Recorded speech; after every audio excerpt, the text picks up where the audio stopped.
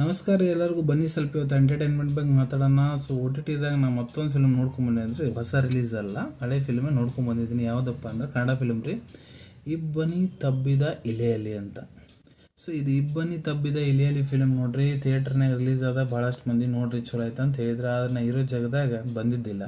So OTTದಾಗ ನೋಡ್ಕೊಂಬಂದ್ರಿ. One but review film ಹೆಂಗೈತಪ್ಪ ಅಂದ್ರೆ, ಬಟ್ ಎಷ್ಟು ಎಕ್ಸ್ಪೆಕ್ಟೇಷನ್ ಕೊಟ್ಟು ನಾನು ಇದನ್ನು ಕೇಳಿದ್ರ ಬಗ್ಗೆ ನೋಡಿದ್ದೆ, ನನಗೆ ಅಷ್ಟು ಸ್ಯಾಟಿಸ್ಫೈ ಆಗಲಿಲ್ಲ ರೀ. ಸೊ ಆ್ಯಾವ್ರೇಜ್ ಫಿಲಮ್ ಅಂತಲೇ ಹೇಳ್ಬೋದು.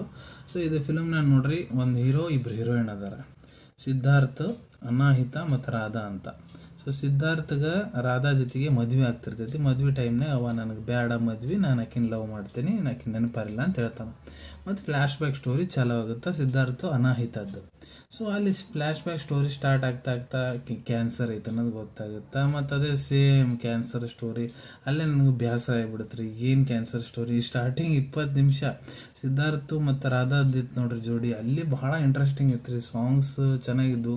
ಸೊ ನೋಡ್ರಿ ಫಿಲಮ್ದು ಭಾರಿ ಚಲೋ ಮಾಡ್ಯಾರ. ರಕ್ಷಿತ್ ಶೆಟ್ಟಿ ಪ್ರೊಡಕ್ಷನ್ ಹೌಸು ಭಾಳ ಚಲೋ ಪ್ರೊಡ್ಯೂಸ್ ಮಾಡ್ಯಾರ ರೀ ಫಿಲಮ್ ಇದು.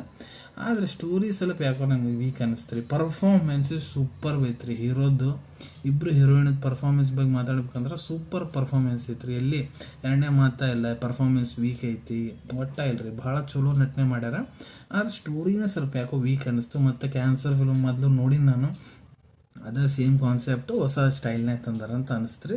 ಅದಕ್ಕೆ ಸ್ವಲ್ಪ ಬೋರ್ ಆಯ್ತು. ಫಿಲಮ್ನಾಗ ಸಾಂಗ್ಸ್ ಎಲ್ಲ ಭಾಳ ಚಲೋ ಅದಾವೆ ರೀ, ಲೊಕೇಶನ್ಸ್ ಎಲ್ಲ ಭಾಳ ಚಲೋ ಅದಾವೆ, ಆ್ಯಕ್ಟಿಂಗು ಎಲ್ಲ ನಟನೆ ಭಾಳ ಚಲೋ ರೀತಿ ಈ ಥರ ಮಾಡ್ಯಾರ ರೀ.